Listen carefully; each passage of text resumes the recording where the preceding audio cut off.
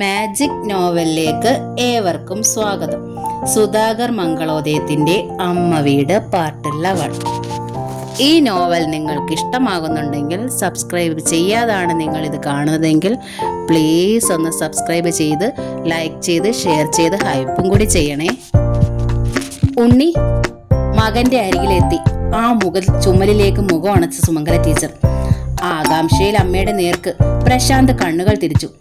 വിദ്യാഭ്യാസമുള്ളൊരു കുട്ടിയാ ശ്രുതി. ശബ്ദം താഴ്ത്തിയാണ് ടീച്ചർ സംസാരിച്ചത്. ഈ തിരുവനന്തപുരം സിറ്റിയിൽ വളർന്നവളാ. ആവശ്യത്തിന് തന്റെയിടവും താൻ പൊരുമയുള്ളവളാ. എല്ലാറ്റിനും ഉപരി മിടുക്കിയായൊരു ഡോക്ടറുമാ. ഗൈനക്കോളജിസ്റ്റ് എന്ന നിലയ്ക്ക് അവൾക്ക് ആ ഹോസ്പിറ്റലിനെ പറ്റിയുള്ള നല്ല പേരിനെ കുറിച്ച് നീ തന്നെ എന്റെ അടുത്ത് പറഞ്ഞിരിക്കണത്. ഒക്കെ ശരിയാണമ്മേ, പ്രശാന്ത് തലയാട്ടി. ആ സ്ഥിതിക്ക് അത്തരത്തിലെ അവളുടെ സംസാരത്തെയും പ്രവൃത്തികളെയും വിലയിരുത്താനാവും മകനെ. കൂടെ ജോലി ചെയ്യണ ഒരു ഡോക്ടറോടൊപ്പം കാറിൽ യാത്ര ചെയ്തത് കൊണ്ടോ ഊണ് കഴിക്കാൻ അയാൾ എവിടേക്ക് ക്ഷണിച്ചത് കൊണ്ടോ അവളൊരു ചീത്തപ്പെണ്ണാണെന്ന് കരുതണ്ട. ഒളിച്ചൊന്നുമല്ലല്ലോ അങ്ങനെ ചെയ്തത്. നിന്നെ ദേഷ്യം പിടിപ്പിക്കാൻ ചെയ്തതുമാവാം.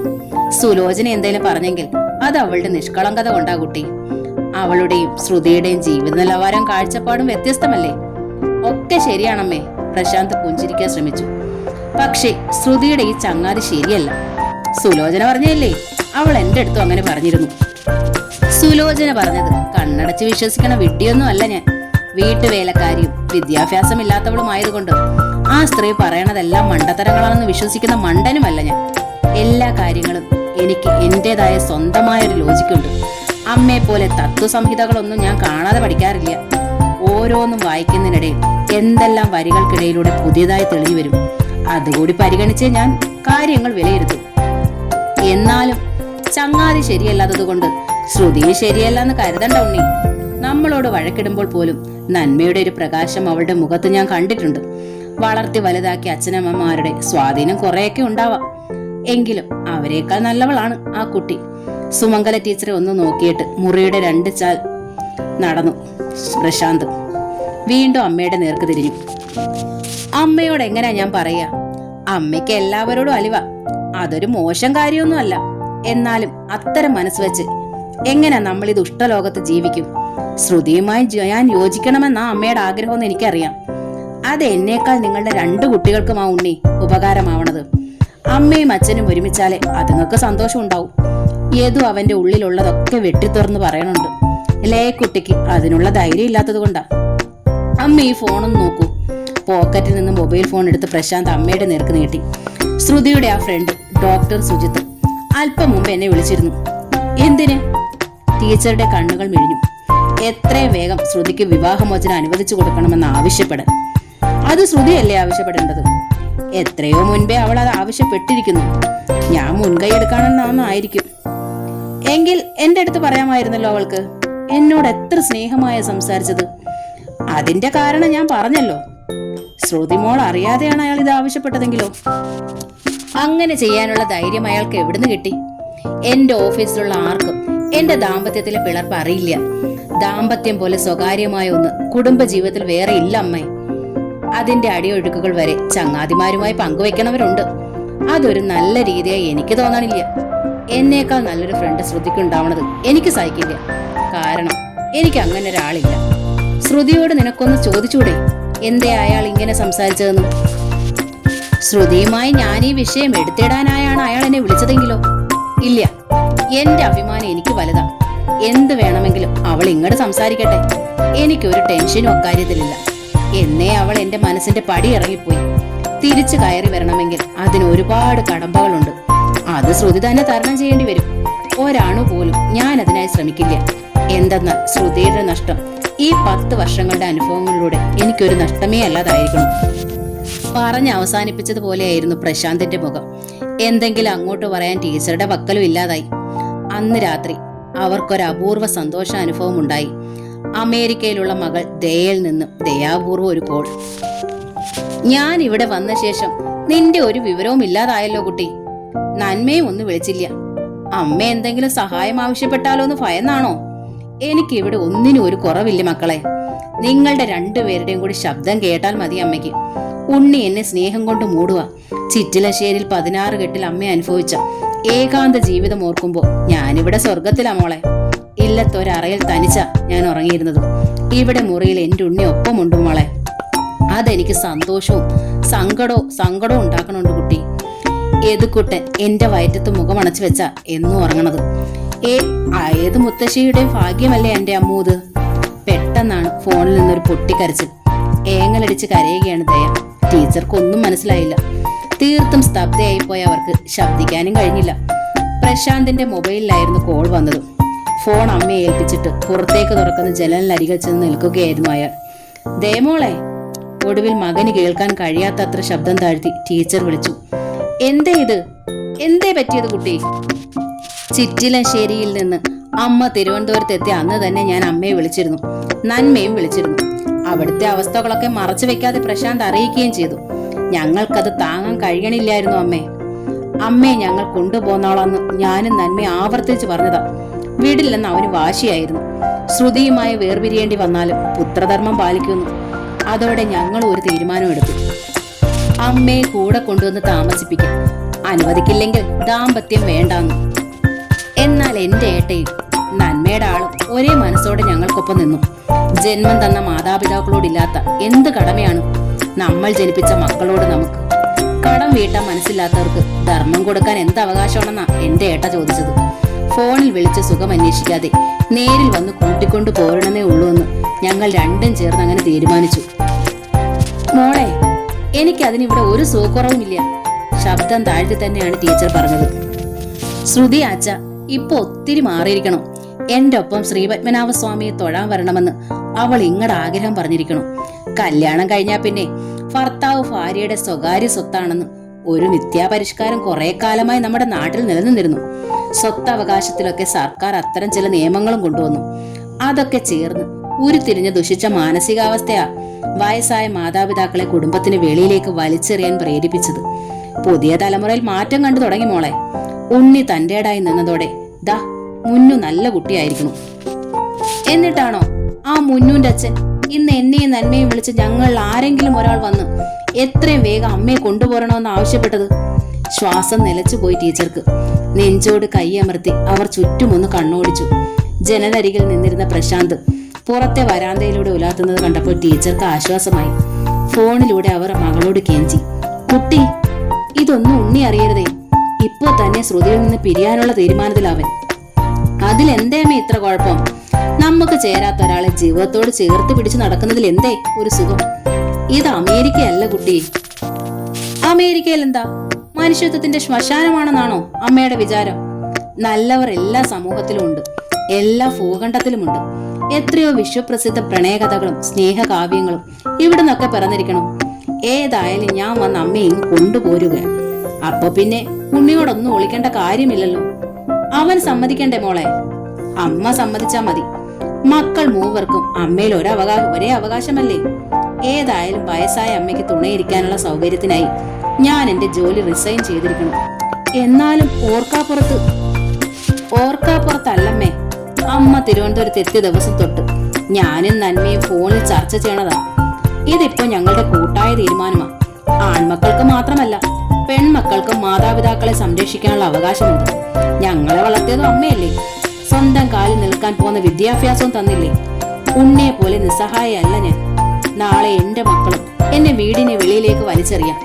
അപ്പോ ഞാൻ എന്റെ അമ്മയോട് അങ്ങനെ ചെയ്തില്ലെന്ന് എനിക്ക് സമാധാനിക്കാമല്ലോ. അമ്മ ഫോൺ ഉണ്ണിക്ക് കൊടുക്ക്. ഇപ്പൊ തന്നെ അവനോട് ഇതൊക്കെ പറയണോ മോളെ? അതിനി വേറെ മുഹൂർത്തം എന്തിനാമ്മേ? ഉണ്ണി പുറത്തു പോയി കഴിഞ്ഞാൽ അമ്മയ്ക്ക് സംരക്ഷണം നൽകാൻ അവിടെ ഒരു വേലക്കാരി ഉണ്ടായിരുന്നെന്നും നാളെ കഴിഞ്ഞാൽ അവൾ അവിടെ ഉണ്ടായിരിക്കില്ല എന്നും ഉണ്ണി പറഞ്ഞിരുന്നു. ഞാൻ ഓർക്കുക, എന്തിനാ പുരുഷന്മാർക്ക് അവിശ്വസ്തയായ ഒരു ഭാര്യ, വിശ്വസ്തയായ ഒരു വേലക്കാരി പോരെ? നീ ഇങ്ങനെയൊന്നും അവനോട് ചോദിക്കല്ലേ കുട്ടി. പാവമാവൻ, നല്ലവനാവൻ. അതൊക്കെ അമ്മയെ പോലെ എനിക്കും അറിയാമല്ലോ. ഞാൻ എടുത്തോണ്ട് നടന്ന കുട്ടിയല്ലേ. ശരി മോളെ, ടീച്ചർ കരഞ്ഞു. അമേരിക്കയെ കുറിച്ച് എനിക്ക് ഒന്നും അറിയില്ല. അവിടെ വന്നാലുള്ള അവസ്ഥ സങ്കല്പിക്കാനും ആവണില്ല. എന്നാലും നീ വന്ന് കൊണ്ടുപോകുമെങ്കിൽ ഞാൻ വരാം. പറഞ്ഞു നിർത്തിയിട്ട് അവർ പുറത്തേക്ക് നോക്കി വിളിച്ചു. ഉണ്ണി, ദാ ഫോൺ. ടീച്ചറുടെ സ്വരം ഇടറി. പ്രശാന്ത് അകത്തേക്ക് വന്ന് ഫോൺ വാങ്ങി. കട്ട് ചെയ്തിട്ടില്ല, അവൾക്ക് നിന്നോട് സംസാരിക്കാനുണ്ട്. അമ്മയെ അർത്ഥഗർഭമായി ഒന്ന് നോക്കിയിട്ട് ഫോൺ വാങ്ങി അയാൾ പുറത്തേക്ക് നടന്നു. കിടക്കയിലേക്ക് ഇരുന്ന ടീച്ചർ പെട്ടെന്ന് തലയണയിലേക്ക് മുഖം ചായച്ച് ഏങ്ങലടിച്ചു കരഞ്ഞു. ഇത്തിരി കഴിഞ്ഞപ്പോൾ ഓടി വന്ന് അവരെ വട്ടം കെട്ടിപ്പിടിച്ച് ചെയ്തു. എന്തേ അച്ചമ്മേ, തലവേദനയാ? ടീച്ചർ എഴുന്നേറ്റിരുന്ന് കണ്ണുകൾ തുടച്ചു. അച്ചമ്മ കരയാ? യദുവിന് വിഷമമായി. അമ്മ വന്ന് എന്തേലും പറഞ്ഞോ? അമ്മയ്ക്ക് അച്ചമ്മയോടുള്ള ദേഷ്യമെല്ലാം മാറി മോനെ. ടീച്ചർ യദുവിനെ ദേഹത്തോട് ചേർത്ത് പിടിച്ചു. ഇന്ന് അച്ചമ്മയോട് ഒത്തിരി സ്നേഹമായി സംസാരിച്ചു. നമ്മളോടൊന്നിച്ച് ഒരു ദിവസം ശ്രീപത്മനാഭത്തിനെ തൊഴാൻ വരാന്ന് സമ്മതിച്ചു. പിന്നെന്തിനാ അച്ചമ്മ കരഞ്ഞത്? അമ്മമ്മ വന്ന് വല്ലോം പറഞ്ഞോ? എനിക്കറിയാം, അതാ കാര്യം. ഇല്ലെന്റെ കണ്ണനാ ഉണ്ണി. ടീച്ചർ യദുവിനെ വാരി തഴുകി. മോന്റെ അച്ചോപ്പോൾ ഫോണിൽ വിളിച്ചിരുന്നു. അച്ചമ്മയെ അമേരിക്കയിലേക്ക് കൊണ്ടുപോകണമെന്ന് പറഞ്ഞു. അച്ചോപ്പോൾക്ക് അമ്മയോടൊപ്പം താമസിക്കാൻ കൊതിയാവണമെന്ന്. പോവാതെ പറ്റുമോ അച്ചമ്മയ്ക്ക്? എല്ലാ മക്കളും ഒരുപോലെയല്ലേ? എന്നാലും ഇവിടുന്ന് പോണത് ഓർക്കുമ്പോ ഒരു സങ്കടം. ഇല്ല ഇല്ല, ഏതോ അച്ചമ്മയുടെ വായി മൂടി പിടിച്ചു. അച്ചമ്മ എങ്ങോട്ട് പോവില്ല, ഞാൻ സമ്മതിക്കില്ല. എനിക്ക് അച്ചമ്മയെ വേണം. അച്ഛയോട് ഞാനത് പറയാൻ പോവാ. അച്ഛ പുറത്തു നിന്ന് ആരുമായോ ഫോണിൽ വഴക്കടിക്കുന്നുണ്ട്. അച്ചോപ്പോളോടായിരിക്കും. ഞാൻ വിചാരിച്ചത് അമ്മയോടാവുമെന്നാ. ഞാൻ ചെന്ന് അച്ചോപ്പോളോട് പറയാം, അച്ചമ്മയെ വിടില്ലാന്ന്. വേണ്ടപ്പൂ. ടീച്ചർ അവനെ ചേർത്ത് നിർത്തി. അച്ചോപ്പോളുടെ മക്കളെ ഒന്ന് കാണാൻ അച്ചമ്മയ്ക്കും കൊതിയുണ്ട്. ഒന്ന് ചെന്ന് കണ്ടിട്ട് വേഗം ഒന്ന് മടങ്ങി വരാം. ഇല്ല, അച്ചമ്മ വരില്ല. ഉവ്വപ്പൂ. ടീച്ചർ ചിരിച്ചു. എന്റെ അപ്പൂ ഇല്ലാത്ത അച്ചമ്മയ്ക്ക് സമാധാനം ഉണ്ടാവോ? പെട്ടെന്ന് ആ തൊണ്ടയിടറി. അപ്പു അല്ല, കണ്ണനാമുണ്ണി. യദു തിരുത്തി. അതെ, കണ്ണനാമുണ്ണി. അച്ചമ്മ അത് എപ്പോഴും മറന്നു പോവുക. ഒത്തിരി വയസ്സായില്ലേ അച്ചമ്മയ്ക്ക്? അപ്പോഴേക്കും പ്രശാന്ത് വന്ന് അപ്പുറത്തെ കട്ടിലിരുന്നു. നടക്കില്ലാന്ന് ഞാൻ ഓപ്പോളോട് പറഞ്ഞു. പിണങ്ങട്ടെ. കോൾ കെട്ട് ചെയ്ത ഉടനെ നന്മോപ്പോളുടെയും വിളി വന്നു. രണ്ടാളും കൂട്ടുചേർന്നെടുത്ത തീരുമാനമായിരുന്നു എന്നെ രക്ഷിക്കാൻ, എനിക്കൊരു സ്വസ്ഥമായ കുടുംബജീവിതം ഉണ്ടാക്കാൻ. പക്ഷെ ഹൃദയം മുറിച്ച് കളഞ്ഞിട്ട് ഒരു റോബോട്ട് കണക്കെ ജീവിക്കാൻ എനിക്ക് വയ്യ. അത്തരത്തിൽ ജീവിക്കണ നിരവധി പേർ ഈ സിറ്റിയിലുണ്ട്. വലിയ പദവികൾ അലങ്കരിക്കണവർ. അവർ അങ്ങനെ ആയിക്കോട്ടെ. പ്രശാന്തിന് വയ്യ. കുറെ നാൾ പരീക്ഷിച്ചതാ. ഉള്ളു നേറിക്കൊണ്ട് ജീവിക്കണതിൽ ഭേദം മരണമല്ലേ? കുറച്ചു നാൾ ഞാൻ അവരോടൊപ്പം താമസിച്ചിട്ട് മടങ്ങി വരാമുണ്ണി. ടീച്ചർ യാചിച്ചു. വേണ്ടാന്ന് പറഞ്ഞാൽ വേണ്ട. പ്രശാന്ത് ഒച്ചയുയർത്തി. പെട്ടെന്ന് യദു അച്ചമ്മയെ വട്ടം കെട്ടിപ്പിടിച്ചു. ഞാനും അത് തന്നെയാ പറയണത്. വേണ്ടാന്ന് പറഞ്ഞാ വേണ്ട. അവൻ ആ കവിളിൽ ചുണ്ടമർത്തി. അതോടെ പ്രശാന്ത് കിടക്കയിൽ നിന്ന് എഴുന്നേറ്റു. ഞാൻ പോയി സപ്പർ പാഴ്സൽ വാങ്ങിച്ചോണ്ട് വരാം. വേണ്ടുണ്ണി. ടീച്ചർ അറിയിച്ചു. ഇനി സുലോചന പോകും വരെ പാഴ്സൽ വാങ്ങിക്കരുതെന്നാ അവളുടെ അപേക്ഷ. മസാല റോസ്റ്റൊക്കെ അവൾ ഇവിടെ ഉണ്ടാക്കി തരാമെന്ന്. അതിന്റെ ഒരു ആശയല്ലേ ഉണ്ണി? ഒന്നാലോചിച്ചിട്ട് പ്രശാന്ത് തലയാട്ടി. ശരി. പിറ്റേന്ന് ബ്രേക്ക്ഫാസ്റ്റും വീട്ടിൽ നിന്നാണ് പ്രശാന്ത് കഴിച്ചത്. ഒപ്പം അമ്മയുണ്ടായിരുന്നു. അരികിൽ നിന്ന് രാജസുലോചന വിളമ്പി കൊടുത്തു. അപ്പോഴാണ് ദാമോദരൻ നമ്പൂതിരിപ്പാടും ഗിരിജാന്തർജനും ശ്രുതിയും മുറിയിലെത്തിയത്. അവർക്കും സുലോചന പ്ലേറ്റുകൾ എടുത്തു വെച്ചു. സ്വന്തം പ്ലേറ്റ് എടുത്തുകൊണ്ട് നമ്പൂതിരിപ്പാട് പ്രശാന്തിന്റെ അരിയിൽ വന്നിരുന്നു. സുലോചന ഇപ്പൊ വെജിറ്റേറിയൻ ഉണ്ടാക്കണതിൽ മിടുക്കിയായിരിക്കണം ഇല്ലേ പ്രശാന്ത്? കല്യാണം കഴിഞ്ഞ് പോയില്ലായിരുന്നെങ്കിൽ നമുക്ക് ഈ കുട്ടിയെ ഇവിടെ സ്ഥിരമായി നിർത്താമായിരുന്നു. മരുമകനുമായി ചങ്ങാത്തം കൂടാൻ അപ്പോൾ ബുദ്ധിയിൽ ഉദിച്ചൊരു ലോഹ്യം പറഞ്ഞതായിരുന്നു അയാൾ. ഗിരിജ പക്ഷെ അത് കേട്ട് അങ്ങേയറ്റ അവജ്ഞയിൽ മുഖം കുടഞ്ഞു. പ്രശാന്ത് ആണെങ്കിൽ ഫാദർലോയുമായി മുട്ടാൻ ഒരു സന്ദർഭം കാത്തിരിക്കുകയായിരുന്നു. അങ്കിൾ എന്റെ ഓപ്പോൾമാരെ വിളിച്ചിരുന്നു. ഒന്ന് പതറിയെങ്കിലും നമ്പൂതിരിപ്പാട് സമ്മതിച്ചു. ഉവ്വ്. നമ്പർ എവിടുന്ന് കിട്ടി? നമ്പർ എനിക്ക് അറിയാമായിരുന്നു. അവരെന്താ അന്യ കുട്ടികളാണോ? എന്റെ അമ്മയെ ഇവിടുന്ന് വിളിച്ചോണ്ട് പോകണമെന്ന് നിങ്ങൾ ആവശ്യപ്പെട്ടോ? അത് വയസ്സായ അമ്മമാർ പെൺമക്കളോടം താമസിക്കുന്നല്ലേ നല്ലെന്ന് എന്ന് സംഭാഷണ മധ്യേ ഞാനൊന്ന് ചോദിച്ചു. അത്രേ ഉള്ളു മോനെ. എന്റെ അമ്മ ഇവിടെ നിന്നാൽ നിങ്ങളുടെ മകളുടെ ദാമ്പത്യം തകരുമെന്ന് പറഞ്ഞില്ലേ? ടീച്ചർ പെട്ടെന്ന് സാന്ത്വന രൂപേണ പ്രശാന്തിന്റെ കൈത്തണ്ടയിൽ ഒന്ന് തൊട്ടു. അയാൾ പക്ഷെ അത് അറിഞ്ഞതായി ഭാവിച്ചില്ല. പറയൂ. മൗനിയായിരുന്ന നമ്പൂതിരിപ്പാടിനെ നോക്കി പ്രശാന്ത് ശബ്ദമുയർത്തി. അതു മോനെ. നമ്പൂതിരിപ്പാട് അപേക്ഷാഭാവത്തിൽ തുടർന്നു. ഞാനൊരു പേഷ്യന്റാ. പോലീസ് മുറിയിൽ എന്നെ ഇങ്ങനെ ചോദ്യം ചെയ്യരുത്. ഇല്ല. പ്രശാന്ത് സമ്മതിച്ചു. ഒന്നു മാത്രം പറഞ്ഞു നിർത്താം. 10 ദിവസം നിങ്ങൾക്ക് ഞാൻ തരണം. അതിനകം എന്റെ ഡിമാൻഡുകളിൽ ഏതെങ്കിലും ഒന്ന് നടന്നിരിക്കണം. ഇല്ലെങ്കിൽ ഞാൻ അടുത്ത നടപടിയിലേക്ക് ഇറങ്ങും. മുന്നു.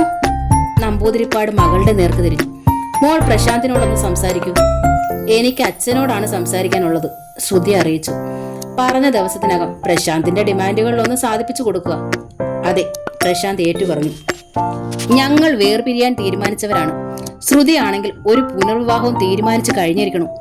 ഞങ്ങൾ ഇനിയും കൂടുതൽ കുരുക്കുകളിലേക്ക് ചാടിക്കാതിരിക്കുക. അയാൾ എഴുന്നേറ്റ് വാഷ് ബേസിന്റെ നേർക്ക് നടന്നു. ശ്രുതിയുടെ മുഖം നിശ്ചലമായി. ആ മിഴികളിൽ നീർ പൊടിഞ്ഞു. ഭക്ഷണം കഴിച്ചെന്ന് വരുത്തി അവൾ എഴുന്നേറ്റ് കൈ കഴിയപ്പോൾ ടവലുമായി സുലോചന അരികിലെത്തി. മനസ്സിലുള്ളത് തുറന്നു പറഞ്ഞുകൂടായോ? സുലോചനെ അത്ഭുതത്തിലൊന്ന് നോക്കിയതല്ലാതെ ശബ്ദിക്കാനായില്ല ശ്രുതിക്ക്. രാത്രി ഭംഗിയുള്ള ഒരു ബ്രീഫ് കേസ് അവൾ സുലോചനയ്ക്ക് സമ്മാനമായി നൽകി. പഴയതല്ല, നിനക്കായി വാങ്ങിയതാ. വേണ്ടാന്ന് പറയരുത്. ഒരു ക്യാഷ് ചെക്കും അതിനകത്തുണ്ട്. ഇഷ്ടമുള്ളത് എന്താച്ചാ വാങ്ങാം. കഴിഞ്ഞതിനൊക്കെ എന്നോട് പൊറുക്കുകയും വേണം. എന്നോടാ പൊറുക്കേണ്ടത്. സുലോചന കരഞ്ഞു. പിറ്റേന്ന് രാവിലെ അവളെ സാരി ഉടുപ്പിച്ചതും മാലകൾ അണിയിച്ചതും മുടി പിന്നി പൂവ് ചൂടിച്ചതും ശ്രുതിയാണ്. പെട്ടെന്നാണ് പിൻവിരാന്തയിൽ നിന്ന് ഒരു വിളി വന്നത്. സുലു, പഴം. സുലോചന ഓടി പിൻവരാന്തയിലെ കിളിക്കൂടിനരികിലെത്തി. സുലു, പഴം. കൂടിനകത്ത് വട്ടം ചുറ്റുകയാണ് ശാരിക. സുലോചനയ്ക്ക് സഹിച്ചില്ല. അവൾ പൊട്ടിക്കരഞ്ഞു. ഒരു നിമിഷം പതറി നിന്നു. പോവാൻ നേരം നീ എന്റെ പേര് വിളിച്ചല്ലോ മോളെ. സുലു, ഇനി എങ്ങനാ കുഞ്ഞെ പോണേ? സുലു, പഴം. കൂടിന് ചുറ്റും വട്ടം കറങ്ങിക്കൊണ്ട് ശാരിക വീണ്ടും കരഞ്ഞു. ഇപ്പൊ കൊണ്ടുവരാം മോളെ. സുലോചന അകത്തേക്ക് ഓടി. ഒരു പഴം എടുത്ത് തൊണ്ടു കളഞ്ഞുകൊണ്ട് അതേ വേഗത്തിൽ അവൾ തിരിച്ചെത്തി. ദേ, തിന്നോട്. സ്നേഹപൂർവ്വം പഴം അഴികൾക്കകത്തേക്ക് നീട്ടി. നീ വിളിച്ചില്ലായിരുന്നെങ്കിൽ യാത്ര പറയാതെ സുലു പോകുമായിരുന്നല്ലോ മോളെ. നിന്നെ പിരിഞ്ഞു പോവാനെ കൊണ്ട് സുലുവിന് ഒത്തിരി സങ്കടം ഉണ്ടടി. സുലോചന ഏങ്ങലടിച്ചു കരഞ്ഞു. എന്നാലും പോന്നതിന് മുന്നേ നീ എന്റെ പേര് വിളിക്കണത് കേൾക്കാൻ പറ്റിയല്ലോ. സുലു നിന്നെ ഒരു കാലത്തും മറക്കത്തില്ല. നിനക്ക് പഴവും പാലും ചോറും തരണ നേരം വരുമ്പോ എവിടാണേലും സുലോചന അത് ഓർത്ത് കരയും കേട്ടോ. കൂടിന്റെ അഴികളിൽ അവൾ ചുണ്ടമർത്തി. ഉമ്മ, 100 ഉമ്മ. പിന്നെ തിരിഞ്ഞു നോക്കിക്കൊണ്ട് പുറത്തേക്ക് നടന്നു. സുലോചന വാതിൽ കടന്ന് ശാരിക ചലച്ചു. പോടി. അതോടെ സുലോചന നിന്നു. തിരിഞ്ഞു നോക്കി ഏങ്ങലടിച്ചു കരഞ്ഞു. പോവുക മോളെ, ഇനി നമ്മൾ കാണത്തില്ല. ഫോർസിൽ കാർ ഇറക്കിയിട്ട് അകത്ത് കാത്തിരിക്കുകയായിരുന്നു പ്രശാന്തും സുമംഗല ടീച്ചറും. വാച്ചിലേക്ക് കണ്ണോടിച്ചിട്ട് പ്രശാന്ത് പിന്നിലിരിക്കുന്ന അമ്മയോട് പറഞ്ഞു, 8 കഴിഞ്ഞു. ടീച്ചർ തിരിഞ്ഞ് അകത്തേക്ക് കണ്ണോടിച്ചപ്പോൾ പടികൾ ഓടിയിറങ്ങി സുലോചന വരണുണ്ടായിരുന്നു. എല്ലാവരോടും യാത്ര ചോദിച്ചോ? ടീച്ചർ തിരക്കി. ഉവ്. സുലോചന കരഞ്ഞു. എങ്കിൽ കയറിക്കോളും, നമ്മൾ വൈകി. സുലോചന അകത്ത് കിടന്നിരുന്നതും പ്രശാന്ത് വണ്ടി വിട്ടു. ക്ഷേത്രത്തിന് മുന്നിൽ കാർ ചെന്ന് നിന്നതും സുലോചന വാതിൽ തുറന്നിറങ്ങി. എന്നിട്ട് പ്രശാന്തിന്റെ വശത്തെ ഡോറിനടുത്തെത്തി. ഡോക്ടറെ പറ്റി സാറിന്റെ കൂടെ ഞാൻ അരുതാത്ത പലതും പറഞ്ഞു തന്നിട്ടുണ്ട് കേട്ടോ സാറേ. അവൾ കരഞ്ഞു. അതൊക്കെ എന്റെ തെറ്റിദ്ധാരണകളായിരുന്നു. സാർ അതൊക്കെ മറക്കണം. ഡോക്ടറിന്റെ കൂടെ സ്വരുമയായി കഴിയണം. സുലോചന കാല് പിടിച്ചു പറയുമോ? പ്രശാന്ത് മറുപടിയായി ഒരു അക്ഷരവും ശബ്ദിച്ചില്ല. സാറിന് ആഫീസിൽ പോകേണ്ട നേരമായെങ്കിൽ പൊയ്ക്കോട്ടെ. സുലോചന കൈകൾ കൂപ്പി. ഈ പാവങ്ങൾക്ക് വേണ്ടി ചെയ്തതൊന്നും ഒരു കാലത്തും മറക്കത്തില്ല. പിന്നെ ടീച്ചർ ഇരുന്ന ഭാഗത്തേക്ക് കണ്ണുകൾ തിരിച്ചു. എന്റെ അമ്മയോട് മാത്രം ഞാൻ യാത്ര പറയത്തില്ല, നന്ദിയും പറയത്തില്ല. കൈപ്പുറം കൊണ്ട് കണ്ണു തുടയ്ക്കുന്നതിനിടയിൽ അവൾ ഏങ്ങലടിച്ചു കരഞ്ഞു. അടുത്തൊരു ജന്മമുണ്ടെങ്കിൽ ഈ അമ്മയുടെ മകളായി ജനിക്കണേന്ന് സകല അമ്പലങ്ങളിലും ഞാൻ പ്രാർത്ഥിക്കും. അപ്പോഴേക്ക് കേശവൻ നായരും ഭാര്യ സരോജിനിയും രാജസുലോചനയുടെ അനിയത്തിമാരും ആ അരികിലെത്തി. അതോടെ പ്രശാന്ത് കാറിന്റെ ഡോർ തുറന്നിറങ്ങി. എന്നിട്ട് സുലോചനയോട് പറഞ്ഞു, സുലോചന അമ്പലത്തിലേക്ക് നടന്നോളൂ. ഞാൻ ഇന്ന് അവധി എടുത്തിരിക്കുക. കല്യാണം കൂടി സദ്യയും ഉണ്ടിട്ടേ ഞങ്ങൾ പോകുന്നുള്ളൂ. അതിന് കരച്ചിലായിരുന്നു സുലോചനയുടെ മറുപടി. ആ കണ്ണുകൾ തുടച്ച് സ്ത്രീകൾ എല്ലാരും ചേർന്ന് അവളെ ക്ഷേത്രത്തിനകത്തേക്ക് ആനയിച്ചു. കല്യാണം കണ്ട് സദ്യയുമുണ്ട്. 12:30 പ്രശാന്ത് അമ്മയെ ശ്രുതിലയത്തിന്റെ പോർച്ചിൽ കൊണ്ടുവന്നിറക്കി. ഡോർ തുറന്ന് പുറത്തു വന്ന ടീച്ചർ ഡോർ തുറക്കാതെ ഡ്രൈവിംഗ് സീറ്റിൽ തന്നെ ഇരിക്കുന്ന മകനെ അത്ഭുതത്തിൽ നോക്കി. ഇറങ്ങണില്ലേ ഉണ്ണി? ഇല്ല, എനിക്കൊന്ന് ഓഫീസിൽ പോണം. അവധിയാണെന്ന് സുലോചനയെ സന്തോഷിപ്പിക്കാൻ വേണ്ടി പറഞ്ഞതാ. അമ്മയ്ക്കറിയാലോ, ഒരു പകൽ പോലും വെറുതെ വീട്ടിൽ കുത്തിയിരിക്കാൻ പറ്റാത്തവനാണ് ഞാനെന്നും. അമ്മ അകത്തുപോയി വിശ്രമിച്ചോളൂ. സന്ധ്യയ്ക്ക് മുമ്പേ ഞാൻ എത്താം. ടീച്ചറുടെ മുഖത്ത് വലിയ വ്യസനമായി. ഈ വീട്ടിൽ വന്നിട്ട് ഇപ്പോ ഇത്രയും നാളായി. ഉണ്ണി ഓഫീസിൽ പോയാലും സുലോചന ഉണ്ടായിരുന്നത് കൊണ്ട് എനിക്ക് അല്പം ഒറ്റപ്പെടൽ അനുഭവപ്പെട്ടിരുന്നില്ല. സുലോചന പോയതോടെ ഇപ്പൊ ഈ വീട് അന്യമായതുപോലെ എനിക്ക് തോന്നുക. സാരമില്ലമ്മേ, പ്രശാന്ത് ചിരിച്ചു. സുലോചനയ്ക്ക് പകരമായി ഇപ്പോ ഏതോ മീനാക്ഷിയമ്മ എത്തിയിട്ടുണ്ടാവും അടുക്കളയിൽ. അങ്ങനെയാ രാവിലെ ശ്രുതിയുടെ അമ്മ പറയണത് കേട്ടത്. എന്റെ വേളി അമ്മയെ ഒഴിച്ചുള്ളവർക്കാർക്കും എന്റെ അമ്മയെ വിരോധിക്കേണ്ട കാര്യമില്ലല്ലോ. അവർ കുത്തിവെച്ച വിരോധം ആരേലും പ്രകടമാക്കിയാലും അമ്മയുടെ നല്ല വർത്താനം കേൾക്കുമ്പോൾ അത് അലിഞ്ഞു പോവുകയും ചെയ്യും. മീനാക്ഷി അമ്മ കുഴപ്പക്കാരിയാണെന്ന് തോന്നുന്നുണ്ടെങ്കിൽ അമ്മയ്ക്ക് സുഖമായി നമ്മുടെ മുറിയിൽ ചെന്നിടന്ന് ഉറങ്ങാമല്ലോ. ഉറങ്ങി എണീച്ചൊരു കുളിയൊക്കെ പാസ്സാവുമ്പോഴേക്കും ഞാൻ മുന്നിലുണ്ടാവും. അയാൾ വണ്ടി തിരിച്ച് പുറത്തേക്ക് ഓടിച്ചുപോയി. പ്രശാന്തിന്റെ കാർ ഗേറ്റ് കടന്നു പോയത്. ടീച്ചർ പോർച്ചിൽ തന്നെ അല്പസമയം നോക്കി നിന്നു. വല്ലാത്തൊരു അരുതായ്മയും ക്ഷീണവും തണുപ്പും അവർക്ക് അനുഭവപ്പെട്ടു. ചിറ്റിലംശ്ശേരിയിലെ 16 കെട്ടും വളപ്പും വിൽക്കാൻ തീരുമാനിച്ചപ്പോൾ തൊട്ട് തിരുവനന്തപുരത്തെ ഈ വീട്ടിലെത്തുന്നത് വരെ അനുഭവിച്ചത് ഇതേ വിഷമമായിരുന്നു. ഒപ്പം വല്ലാത്തൊരു ഓർമ്മത്തെറ്റും ബുദ്ധിയെ ബാധിച്ചിരിക്കുന്നു. പഠിച്ച കീർത്തനങ്ങൾ പലതും മറന്നു. ഇവിടെ എത്തിയതും മകൻ അമ്മയുടെ പക്ഷത്തേക്ക് ചായുകയും ശീലാവതിയുടെ പിന്തുടർച്ച പോലെ രാജസുലോചന എന്ന വിശേഷ പേരുകാരിയെ തുണക്കി കിട്ടുകയും ചെയ്തതോടെ ജീവിതത്തിന് വീണ്ടും പ്രസരിപ്പ് കൈവന്നു. ഇപ്പോ താൻ പഴയ സങ്കടത്തിലേക്ക് വലിച്ചെറിയപ്പെട്ടിരിക്കണു. നിർബന്ധിച്ചാണ് പാവ സുലോചനയെ പറഞ്ഞയച്ചത്. വളരെ വൈകിയായാലും അവൾക്കൊരു ജീവിതം ഉണ്ടായതിൽ നിറഞ്ഞ സന്തോഷമായിരുന്നു. ആദ്യമൊക്കെ മനസ്സിലാക്കാൻ ബുദ്ധിമുട്ടുള്ളതായിരുന്നു ആ സംസാര ഭാഷ. ഇപ്പോൾ തോന്നുന്നത് അതുപോലെ കാതിനെ വശീകരിച്ചൊരു ഭാഷ വേറെ കേട്ടിട്ടില്ലെന്നാണ്. ആ എന്തരിവിൽ നിറഞ്ഞു തുളുമ്പിയിരുന്ന സ്നേഹത്തിന്റെ തളർച്ചയിൽ ടീച്ചർ പടിക്കെട്ടിലേക്ക് ഇരുന്നു. പകൽ സമയത്ത് 10 മിനിറ്റ് കാണാതിരുന്നാൽ മതി, സുലോചന തിരക്കി ഓടി വരും. എന്തര്, എവിടെയായിരുന്നു? ആ ഓർമ്മ വന്നതും അവർ ഇരു കൈകളും കൊണ്ട് മുഖം പൊത്തിപ്പിടിച്ചു. ഒട്ടൊരു സമാധാനം തോന്നിയ ശേഷമാണ് സാവധാനം നടന്ന് അടുക്കളയിലെത്തിയത്. അടുക്കളയും ഊൺമുറിയും അടഞ്ഞു കിടക്കുകയായിരുന്നു. ആരെയും കാണാനും ഉണ്ടായിരുന്നില്ല. ഊണ് കഴിഞ്ഞ് എല്ലാരും വിശ്രമിക്കാനായി സ്വന്തം മുറിയിലേക്ക് പോയിരിക്കുമെന്ന് ടീച്ചർ കരുതി. നേരെ പിൻവരാന്തയിലെത്തി. കൂട്ടിലെ റിങ്ങിലിരുന്ന് ഉറക്കം തൂങ്ങുകയായിരുന്നു ശാരിക. രാവിലെ കൊടുത്ത പഴം മുഴുവൻ കൂടിന്റെ ചുവട്ടിൽ കൊത്തിപ്പറിച്ചിട്ടിരിക്കുന്നു. താനും തന്റെ തത്തയും ചിറ്റിലശ്ശേരിയിലെ ഏകാന്തമായ 16 കെട്ടിലാണെന്ന് അവർക്ക് തോന്നി. മോളെ, കൂടിന്റെ അഴികളിലേക്ക് നെറ്റി ചായച്ച് ടീച്ചർ വിളിച്ചു. ഓടി. പെട്ടെന്ന് ശാരിക പുറംതിരിഞ്ഞിരുന്നു. കുറച്ചു നാളായി ആഹാരം കൊടുക്കുന്നതും താലോലിക്കുന്നതും കൂട് വൃത്തിയാക്കുന്നതും എല്ലാം സുലോചനയായിരുന്നു. താൻ തന്നെ അത് ചെയ്യണമെന്ന് അവളുടെ ശാഠ്യവുമായിരുന്നു.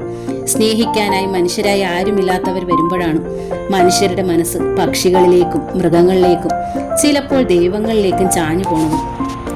ഉണ്ണിയിലേക്കും എതുക്കുട്ടലിലേക്കും സ്വന്തം മനസ്സ് പടർന്നപ്പോൾ ശാരികയെ താൻ മറന്നു. പിണക്കമാണോ മോളെ നിനക്കെന്നോട്? ശാരികയോട് നോക്കി അവൾ കേണു. തത്തമ്മേ, പൂച്ച പൂച്ച. പുറം തിരിഞ്ഞിരുന്ന് അവൾ ചെലച്ചു. നിനക്ക് വിശക്കണുണ്ടോ മോളെ? ടീച്ചർ തിരക്കി. പഴം എടുത്തോണ്ട് വരട്ടെ അമ്മ. സുലു പഴം, സുലു പഴം. പെട്ടെന്ന് ശാരിക ടീച്ചർക്ക് അഭിമുഖമായി. സുമംഗല ടീച്ചറെ എന്ന വിളി അവൾ മറന്നിരിക്കണമെന്ന് ടീച്ചർക്ക് മനസ്സിലായി. ഇവിടെയാണെങ്കിൽ ആരും അങ്ങനെ വിളിക്കാറുമില്ലല്ലോ. ടീച്ചർ അകത്തു പോയൊരു പഴം എടുത്തോണ്ട് വന്ന് ശാരികയ്ക്ക് കൊടുത്തു. അവൾ അത് കൊത്തിത്തെറിപ്പിച്ചു കൊണ്ടിരിക്കുമ്പോഴാണ് പുറത്ത് കാറിന്റെ ശബ്ദം കേട്ടത്. പ്രശാന്ത് നേരത്തെ മടങ്ങി വന്നിരിക്കുമോ എന്നാണ് അവർ പ്രതീക്ഷിച്ചത്. അടുക്കളയുടെ ജനാലയിലെത്തി ടീച്ചർ പുറത്തേക്ക് കണ്ണുകൾ എത്തിച്ചു. പോർച്ചിൽ കിടന്നിരുന്നത് ശ്രുതിയുടെ കാറായിരുന്നു. ഒരു നിമിഷം കഴിഞ്ഞപ്പോൾ ഊണുമുറിയിൽ നിന്ന് ആ ശബ്ദവും കേട്ടു. മീനാക്ഷി അമ്മ എങ്ങനെയുണ്ടമ്മേ? നല്ല കറികളൊക്കെയാണോ? ഞാൻ വിശന്ന് പൊരിഞ്ഞാ വന്നിരിക്കണത്. മീനാക്ഷി അമ്മ വന്നില്ല കുട്ടി. ഗിരിജയുടെ ക്ഷീണിച്ച സ്വരം. ആ സ്ത്രീ അംബിക ടീച്ചറോടൊപ്പം തൃശ്ശൂർക്ക് പോയിത്രേ. അതെന്തേ വാക്ക് പറഞ്ഞിട്ട് തെറ്റിച്ചത്? വയസ്സായ തള്ളയല്ലേ, അവർക്കിനി പുതുതായി ഒരിടത്തും ചെന്ന് നിൽക്കാൻ ധൈര്യമില്ലത്രേ. അംബിക ടീച്ചർ തൃശ്ശൂർക്ക് പാക്ക് ചെയ്യാൻ തുടങ്ങിയപ്പോഴാ പെട്ടെന്ന് അതിന്റെ മനസ്സ് മാറിയത്. അവര് നാട്ടുകാരാ, നമ്മൾ അന്യരല്ലേ. മാത്രമല്ല അംബിക ടീച്ചർ 3 മാസം കൂടുമ്പോഴല്ല തൃശ്ശൂർക്ക് പോകുമ്പോ ഇതിനെയും കൊണ്ടുപോവാറുണ്ടത്രേ. നമ്മൾ ഇവിടെ സ്ഥിരതാമസക്കാരല്ലേ, നമുക്ക് ആ സ്ത്രീയെ ഇടയ്ക്കിടയ്ക്ക് തൃശ്ശൂരേക്ക് കൊണ്ടുപോകാൻ പറ്റുമോ? അതുമാത്രമല്ല തള്ളയ്ക്ക് വയസ്സായതിന്റെ ശീലായ്മകൾ തുടങ്ങിയിരിക്കണോ അത്രേ. ഇവിടെ വെച്ച് വല്ലതുമായാൽ നമ്മൾ എന്ത് ചെയ്യും? അപ്പൊ കടിച്ചതുമില്ല പിടിച്ചതുമില്ല എന്നായില്ലേ? ആ, വേറെ നോക്കാം. അതിനാ ബ്രോക്കർ കേശവൻ നായരെ പിണക്കിയില്ലേ? ആകട്ടെ, അച്ഛനും അമ്മ എന്താ കഴിച്ചത്? അച്ഛനൊന്നും കഴിച്ചിട്ടില്ല. രാവിലെ മുതൽ കിടപ്പാ. നീ വന്ന് നോക്കിയിട്ട് എന്താച്ചാ തീരുമാനിക്കണമെന്ന് വെച്ചു. ക്ഷീണത്തിന്റെ കാരണമൊക്കെ എനിക്കറിയാം. എന്തേ? പ്രശാന്ത് 10 ദിവസം ഒരു അഗ്നിവ്രതം വരച്ചിട്ടിരിക്കുകയല്ലേ. അതിനകം അയാൾക്ക് പണം കൊടുക്കണം. ഇല്ല അച്ഛാ, ഈ വീട്ടിൽ അവകാശം കൊടുക്കണം. രണ്ടും നടക്കില്ല എന്നാ അച്ഛന്റെ വാശി. അത് ദുർവാശയല്ലേ അമ്മേ? എന്നുവെച്ച് അദ്ദേഹം മറ്റെന്ത് പറയും? അവകാശം കൊടുത്ത പ്രശാന്ത് ഞങ്ങളോട് ഇവിടുന്ന് പോകണമെന്ന് ആവശ്യപ്പെട്ടാലോ? പ്രശാന്തിന്റെ അമ്മ ഇവിടെ തന്നെയല്ലേ താമസിക്കണത്. ആ സ്ഥിതിക്ക് അയാൾ അങ്ങനെ പറയണില്ലമ്മേ എന്ന് ഞാൻ വിശ്വസിക്കണില്ല. പഴയ പ്രശാന്തിനെ അല്ലല്ലോ നമ്മളിപ്പോ കാണണത്. അയാൾ നമുക്ക് വേണച്ച കുറച്ച് നാളേക്ക് അമ്മയെ ഓപ്പിളുമാരുടെ അടുത്തേക്ക് അയച്ചിട്ട് ഞങ്ങളെ ഇവിടെ ഇറങ്ങണമെന്ന് വാശി പിടിച്ചൂടെ? പ്രതികാര ഭാവമാ ഇപ്പൊ അയാളുടെ മുഖത്ത് കാണുന്നത്. നിന്റെ അച്ഛനാണെങ്കിൽ എല്ലാം മുടിച്ചില്ലേ? എന്റെ പണം ഉടനെ തരണമെന്ന് ഞാൻ ആവശ്യപ്പെട്ടിട്ടുണ്ട്. ഇല്ലേ അച്ഛ, ഞാനും കേസ് കൊടുക്കും, ഉറപ്പാ. ഈ പ്രായത്തില് തെരുവിൽ കിടന്ന് മരിക്കാൻ എനിക്ക് വയ്യ. അച്ഛന്റെ കയ്യിൽ പണമില്ലെങ്കിൽ പിന്നെ അമ്മ കേസ് കൊടുത്തിട്ട് എന്താ പ്രയോജനം? കോൺട്രാക്റ്റിൽ നിന്നുണ്ടാക്കിയ പണം മുഴുവൻ ഏതവൾക്കാ കൊടുത്തത്? അവളിൽ നിന്ന് ഈടാക്കട്ടെ. ഇല്ല അച്ഛ, അവളോടൊപ്പം പോയി പാർക്കട്ടെ. അങ്ങനെ ഒരവൾ ഉണ്ടാവില്ലമ്മേ. അമ്മയുടെ റിട്ടയർഡ് സ്നേഹിതകൾ അവരുടെ പൊങ്ങച്ച സാമൂഹ്യ പ്രവർത്തനങ്ങളുടെ ഇടവേളകളിൽ വായുവിൽ നിന്ന് സൃഷ്ടിക്കണ നുണക്കഥകളാമേ ഇതെല്ലാം. ഞാൻ മനസ്സിലാക്കിയിടത്തോളം അച്ഛന് പിന്നിൽ ഒരു കറുത്ത ഗ്യാങ് ഉണ്ട്. നിലനിൽപ്പിന് വേണ്ടി അച്ഛൻ തന്നെ പിടിച്ചു വെച്ചതാകാം അവരാകാം അച്ഛനെ തുരങ്കം വെക്കണത്. തൽക്കാലം അതൊക്കെ നമുക്ക് വിടാം. ഇവിടെ എനിക്ക് വല്ലാതെ വിശക്കണം. അമ്മ വല്ലതും കഴിച്ചോ? ഹോട്ടലിൽ നിന്ന് പാഴ്സൽ വരുത്താമെന്ന് വെച്ചാൽ നിന്റെ അച്ഛന് സുഖമില്ലാതായില്ലയോ? എനിക്ക് ഡ്രൈവിംഗ് അറിയത്തുമില്ലല്ലോ. ആ തോട്ടക്കാരനെ പറഞ്ഞയക്കാന്ന് വിചാരിച്ചാൽ കഴിഞ്ഞ ദിവസം ഞാൻ അയാളെ വല്ലാതെ വഴക്കു പറയുകയും ചെയ്തു. ഹോട്ടലിൽ നിന്ന് പാഴ്സൽ കൊണ്ടുവരുന്നതല്ല എന്റെ ജോലിയെന്ന് അയാൾ പറഞ്ഞാൽ ഞാൻ നാണം കെടില്ലേ? ചുരുക്കത്തിൽ അമ്മയും പട്ടിണിയാണ്. വല്ലാതെ വിശന്നപ്പോൾ രാവിലെ രാജസുലോചനം ചുട്ടുവെച്ചിട്ട് പോയ ദോശയും ചട്നിയും എടുത്ത് കഴിച്ചു ഞാൻ. ഒരു 2 എണ്ണമെങ്കിലും എനിക്ക് കാണില്ലേ അമ്മേ? ചട്നി ഇല്ലെങ്കിൽ അച്ചാറെടുത്തോളാം ഞാൻ. ദോശ ഇല്ലല്ലോ കുട്ടി. ഗിരിജ വിഷമത്തിൽ കൈമലർത്തി. ഉണ്ടായിരുന്നത് ഞാൻ എടുത്ത് കഴിച്ചുല്ലോ. ഞാൻ നിരീക്ഷിച്ചത് നീ ക്യാൻറ്റീനിൽ നിന്ന് കഴിച്ചു കാണുമെന്നാ. അതെങ്ങനെയാ? മീനാക്ഷി അമ്മ വന്ന് വല്ലതുമൊക്കെ ഉണ്ടാക്കി കാണുമെന്നല്ലേ ഞാൻ വിചാരിച്ചത്. ആ സാരമില്ല, ദോശമാവ് ഉണ്ടെങ്കിൽ ഞാൻ 2 എണ്ണം ചുട്ടെടുത്തോളാം. സുഖകരമായും രുചികരമായും ആഹാരം ഉണ്ടാക്കാൻ മിടുക്കനായിരുന്ന ഭർത്താവിനെ കുറിച്ച് ഓർത്തപ്പോൾ ശ്രുതിക്ക് നെഞ്ചിനുള്ളിൽ ഭാരം അനുഭവപ്പെട്ടു. അടുക്കളയുടെ വാതിക്കൽ അവൾ എത്തിയപ്പോൾ അകത്ത് സുമംഗല ടീച്ചർ തിരക്കിട്ട ജോലിയിലായിരുന്നു. അകത്തേക്ക് കാൽ വയ്ക്കാൻ ശ്രുതി ഒന്ന് ശങ്കിച്ചു. അപ്പോഴേക്കും ടീച്ചർ പുഞ്ചിരിയോടെ തിരിഞ്ഞു നോക്കി. അതോടെ ശ്രുതി അടുത്തേക്ക് ചെന്നു. കല്യാണത്തിന് പോയിട്ട് അമ്മ ആഹാരം കഴിക്കാതെയാണോ പോകുന്നത്? ശ്രുതിയുടെ ആ അന്വേഷണത്തിലെ അമ്മ എന്ന പദം ടീച്ചറെ വല്ലാതെ സ്പർശിച്ചു. ആ സ്വാധീനത്തിൽ മറുപടി ചെല്ലാൻ ടീച്ചർ വൈകി. അമ്മ ഊണ് കഴിച്ചിട്ട് തന്നെയാ മോളെ പോന്നത്. നല്ല സദ്യയായിരുന്നു. പക്ഷെ മടങ്ങാൻ നേരത്തുള്ള സുലോചനയുടെ കരച്ചിൽ എന്നെ വല്ലാതെ സങ്കടപ്പെടുത്തി. ഏതായാലും അവൾക്കൊരു നല്ല ജീവിതം ഉണ്ടാവുകയാണല്ലോ എന്നോർത്ത് എനിക്ക് സമാധാനമുണ്ട്. ആഹാരം കഴിച്ചതാണെങ്കിൽ പിന്നെ അമ്മ പെട്ടെന്ന് ഇപ്പൊ ഊണൊരുക്കണത്? സ്റ്റൗവിൽ വെച്ചിരിക്കുന്ന പാത്രങ്ങളുടെ നേർക്ക് ശ്രുതി കഴിച്ചുകൊണ്ട്. മോൾ ഊണ് കഴിക്കാതെയാണ് വന്നതെന്ന് അറിഞ്ഞുകൊണ്ട് ദാ ചോറ് വെന്ത് കഴിഞ്ഞു. കുറച്ച് മോരും കടുക് വറുത്തു. വഴുതനങ്ങ കൊണ്ടൊരു മെഴുക്ക് വരട്ടി ഉണ്ടാക്കിയിട്ടുണ്ട്. മോള് പോയി ഡൈനിങ് റൂമിലെ മേശക്കരിയിൽ ഇരുന്നോളൂ. ഇപ്പൊ അമ്മ കൊണ്ടുവരാം. അത് വേണ്ട, ഞാൻ കൊണ്ടുപോയിക്കോളാം. ശ്രുതി കുക്കർ എടുത്തു. നല്ല ചൂടുണ്ടാവും ചോറിന്, ടീച്ചർ അറിയിച്ചു. കുക്കറിൽ നിന്നൊരു ട്രേയിലേക്ക് പകർന്നിട്ട് ഫാൻ ഓഫ് ചെയ്തോളൂ. 2 മിനിറ്റിനുള്ളിൽ ചൂട് പാകമാകും. കുക്കർ തുറക്കുമ്പോൾ കൈകൊള്ളാതെ നോക്കണേ. സമ്മതത്തിൽ തലയാട്ടിക്കൊണ്ട് ശ്രുതി കുക്കറുമായി ഡൈനിങ് റൂമിലേക്ക് ഓടി. കറി ഡിഷുകളുമായി ടീച്ചർ എത്തിയപ്പോഴേക്കും അവൾ ചോറ് ട്രേയിലേക്ക് പകർന്നു കഴിഞ്ഞിരുന്നു. കറി ഡിഷ് തുറന്നു നോക്കി ഒരു സ്പൂൺ കൊണ്ട് അല്പം എടുത്ത് ടേസ്റ്റ് നോക്കിയിട്ട് 1-ാം തരം എന്ന് കൈമുദ്ര കാണിച്ച ശ്രുതി. ഇത്ര വേഗം അമ്മ എങ്ങനാ ഇത്ര അതിശയകരമായ കാളൻ ഉണ്ടാക്കിയത്? കാളനെന്നൊന്നും പറയല്ലേ കുട്ടി, ടീച്ചർ ചിരിച്ചു. മിക്സിയിൽ കുറച്ച് തേങ്ങ അരച്ചെടുത്ത് തൈരിൽ ചേർത്ത് 6-7 പച്ചമുളക് കീറിയിട്ട് കടുക് വറുത്തു. ഉപ്പും മഞ്ഞപ്പൊടിയും ചേർത്തു. തിളയ്ക്കാൻ അനുവദിക്കാതെ ആവി പൊന്തിയപ്പോഴേ മാങ്ങി വെച്ചു. 2 മിനിറ്റ് മതി മോളെ അതിന്. മോളിരിക്കെ, വയറ് കാഞ്ഞ് അസുഖം വരുത്തണ്ട. ശ്രുതിക്ക് മുന്നിൽ പ്ലേറ്റ് തുടച്ചു വെച്ച് ചോറ് വിളമ്പി അവർ. ഊണ് കഴിക്കുമ്പോൾ ശ്രുതിയുടെ കണ്ണുകൾ നിറഞ്ഞു. എന്റെ പെറ്റമ്മ ഉണ്ടായിരുന്നിട്ട് ഇവിടെ, എന്നിട്ടും. ടീച്ചർ ആ അരികിലിരുന്ന് മരുമകളുടെ ചുമലിൽ തട്ടി. ഗിരിജയ്ക്ക് പാചകം ഇഷ്ടമല്ലാന്ന് പറഞ്ഞിട്ടുണ്ടല്ലോ. ചിലർ അങ്ങനെയാണ്, സ്നേഹമില്ലാഞ്ഞിട്ടൊന്നും അല്ല. യദുവിനെ അമ്മ ഉരുള ഉരുട്ടി ഊട്ടാറുണ്ടെന്ന് ലേ പറയണത് കേട്ടു. അമ്മ എനിക്കൊരു ഉരുള ഉരുട്ടി തരുമോ? ടീച്ചർ ഒന്ന് സ്തബ്ധയായി. അവർക്ക് ആ അഭ്യർത്ഥന വിശ്വസിക്കാനായില്ല. ഉണ്ണി സംശയിക്കുന്നത് പോലെ ഡിമാൻഡുകളിൽ നിന്ന് തന്നെ പിന്തിരിപ്പിക്കാനായി ശ്രുതി സ്നേഹം അഭിനയിക്കുകയാണോ? എന്തു തന്നെയായാലും തന്റെ മകന്റെ ഭാര്യയാണ് ശ്രുതി. ആദ്യമൊക്കെ എത്ര അകൽച്ചയും വെറുപ്പും കാണിച്ചിട്ടുണ്ടെങ്കിലും ഇപ്പോൾ സ്നേഹപൂർവ്വം ഒരു ഉരുള ചോദിച്ചാൽ ഒരു വിനാഴിക പോലും ആലോചിക്കാൻ പാടില്ലെന്ന് ടീച്ചർ തീരുമാനമെടുത്തു. പ്ലേറ്റ് അടുപ്പിച്ച് വെച്ച് ഒരു ഉരുളയുരുട്ടി മെഴുക്ക് പുരട്ടിയിലൊപ്പി അവർ മരുമകളുടെ നേർക്കുയർത്തി. കുസൃതി ചിരിയോടെ ശ്രുതി വായ തുറന്നു പിടിച്ചു. ടീച്ചർക്കും ചിരി വന്നു. എന്ന് ഉച്ചരിച്ചുകൊണ്ട് അവർ ഒരു കൊച്ചു കുഞ്ഞിലെന്നോണം ഉരുള ശ്രുതിയുടെ വായിലേക്ക് വെച്ചു. അത് ഇറക്കിയതും അവൾ ടീച്ചറുടെ ചുമലിലേക്ക് നെറ്റി ചായച്ചു. ശബ്ദമുയർത്തി ഏങ്ങലടിച്ചു. എന്തേ മോളെ? ടീച്ചർ ആ മുഖം പിടിച്ചുയർത്തി. അന്നത്തിന് മുന്നിലിരുന്ന് കരയരുതെന്ന് പഴയ ആൾക്കാർ പറയും. അനുസരണയോടെ ശ്രുതി തിടുക്കപ്പെട്ടു. സാരി തലപ്പാൽ കണ്ണും മുഖവും തുടച്ചു. അമ്മയെ ഒരുപാട് ദ്രോഹിച്ചവളാ ഞാൻ. ചിറ്റിലശ്ശേരിയിലെ ആ വലിയ ഇല്ലത്ത് 10 വർഷത്തിലധികം അമ്മ തനിച്ച് താമസിക്കേണ്ടി വന്നത് ഞാൻ ഒരുത്തി കാരണമാ. അമ്മയെ കാണാൻ പോകുമ്പോഴൊക്കെ പ്രശാന്തിന്റെ അടുത്ത് ഞാൻ വഴക്കിടുമായിരുന്നു. വഴക്കടിച്ച് പലപ്പോഴും ആ യാത്ര മുടക്കുകയും ചെയ്തിട്ടുണ്ട്. എനിക്ക് വേണമെങ്കിൽ അവിടെ വന്ന് താമസിക്കാമായിരുന്നു. അവിടെ നല്ല ആശുപത്രികളുണ്ടല്ലോ. പ്രശാന്തിനും പാലക്കാട്ട് ജോലി ശരിയായതാ. ഞാൻ അതൊക്കെ മുടക്കി. തിരുവനന്തപുരം എന്ന സ്വർഗത്തിന്റെ വെളിയിൽ കടക്കാൻ എനിക്ക് ഇഷ്ടമല്ലായിരുന്നു. സ്വർഗത്തിന് വെളിയിൽ കടക്കാൻ ആർക്കും ഇഷ്ടമല്ല മോളെ. അതൊരു തെറ്റാണെങ്കിൽ തെറ്റുകാരനല്ലാത്ത എത്ര പേരെ നമുക്ക് ചൂണ്ടിക്കാട്ടാൻ കഴിയും?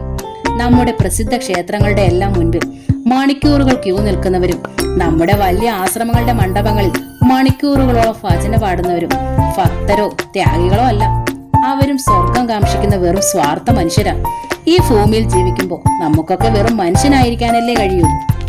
എന്നാലും ചിറ്റിലശ്ശേരിയിലെ 16 കെട്ടും വളപ്പും വിൽക്കാതെ തന്നെ അമ്മ എനിക്ക് ഇങ്ങോട്ട് കൂട്ടിക്കൊണ്ടു പോരാമായിരുന്നു. അതിനു പോലും ഞാൻ ശ്രമിച്ചില്ലല്ലോ. എല്ലാം വിറ്റുതൊളിച്ച് ആ പണം കൊണ്ട് ഇവിടെ ഈ വീട് വെച്ചിട്ട് ഇവിടേക്ക് വന്ന അമ്മയോട് ഞാൻ എത്ര നിന്ദ്യമായ പെരുമാറിയത്. എന്നിട്ടും വിശന്നു കയറി വന്ന എനിക്ക് ഒരു കൊച്ചു കുഞ്ഞിനെ എന്നോണം ഉരുട്ടി ഊട്ടി. മോൾ വിശന്നാണ് വന്നെന്നറിഞ്ഞപ്പോ തിരക്കിട്ട് ഊണുണ്ടാക്കിയത് എന്റെ സന്തോഷമായിരുന്നു. ഉരുട്ടി തരണമെന്ന് മോൾ പറഞ്ഞപ്പോ മോളെ അമ്മ ഊട്ടിയതും അമ്മയുടെ സ്വന്തം സന്തോഷമായിരുന്നു. മറ്റുള്ളവരെ ദ്രോഹിച്ച് സന്തോഷം അനുഭവിക്കുന്ന ധാരാളം പേരുണ്ടാകാം ഈ ഭൂമിയിൽ. പക്ഷെ അമ്മയ്ക്ക് അങ്ങനെ സന്തോഷിക്കാനാവില്ല. മറ്റുള്ളവരുടെ സന്തോഷം കാണുമ്പോഴാണ് അമ്മയ്ക്ക് സന്തോഷമുണ്ടാവുക. മരണം വരെ ഈ മനസ്സ് കൈമോശം വരില്ലെന്ന അമ്മയുടെയും പ്രാർത്ഥന. കഴിഞ്ഞതിനൊക്കെ എന്നോട് ക്ഷമിക്കാനും അമ്മയുടെയും മനസ്സിന് കഴിയില്ലേ? എന്താ സംശയം? ടീച്ചർ പുഞ്ചിരി തൂങ്ങി. സുധാകർ മംഗളോദയത്തിന്റെ അമ്മ വീട് എന്ന നോവലിന്റെ ഈ ഭാഗം ഇവിടെ പൂർണ്ണമാവുകയാണ്. അടുത്ത ഭാഗം ഉടൻ തന്നെ അപ്ലോഡ് ചെയ്യുന്നതായിരിക്കും. Thank you.